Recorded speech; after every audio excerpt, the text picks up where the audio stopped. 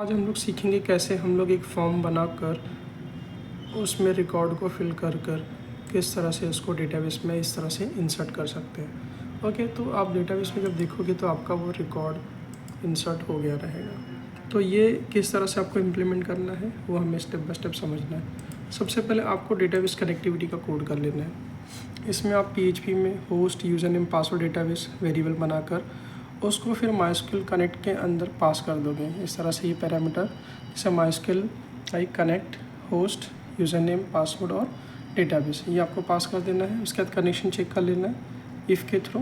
Okay, तो यहाँ पर आपका यूज़र नेम रूट होगा, पासवर्ड जो भी डेटाबेस का जनरली ब्लैंक होता है, यहाँ पर हमने पासवर्ड रखा हुआ है। ओके, डेटाबेस का नाम आएगा आपका माई डेटा जो भी होगा।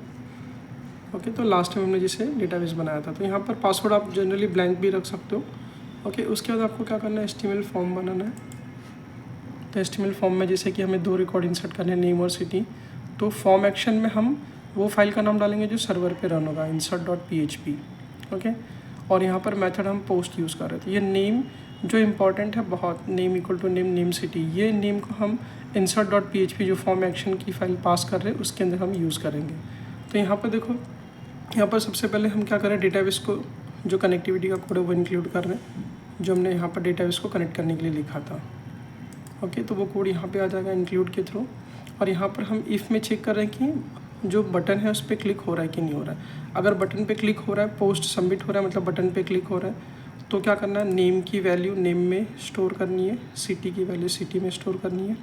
और फिर यहाँ पर SQL का कमांड रन होगा, इंसर्ट इनटू रिकॉर्ड, ये आपके टेबल का नाम है, नेम सिटी कॉलम का नाम, फिर वैल्यूज़ जो इस वेरिएबल में स्टोर हो रही है नेम में और सिटी में। ओके, तो ये नेम सिटी की वैल्यूज़ फॉर्म के थ्रू आ रही है, जो जहाँ पर हमने नेम इक्वल टू नेम और city name equal to city था उसी को यहाँ पर पोस्ट मेथड के थ्रू वो कैच कर रहा है।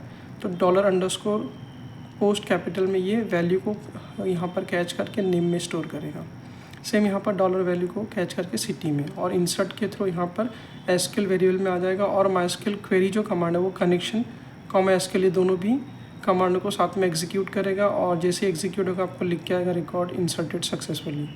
अगर कुछ एरर होगा तो वो एरर थ्रो कर देगा। ओके, सो ये था पूरा step by step tutorial. Okay, अगर आपको इसका नोट चाहिए तो आप DM कर दो।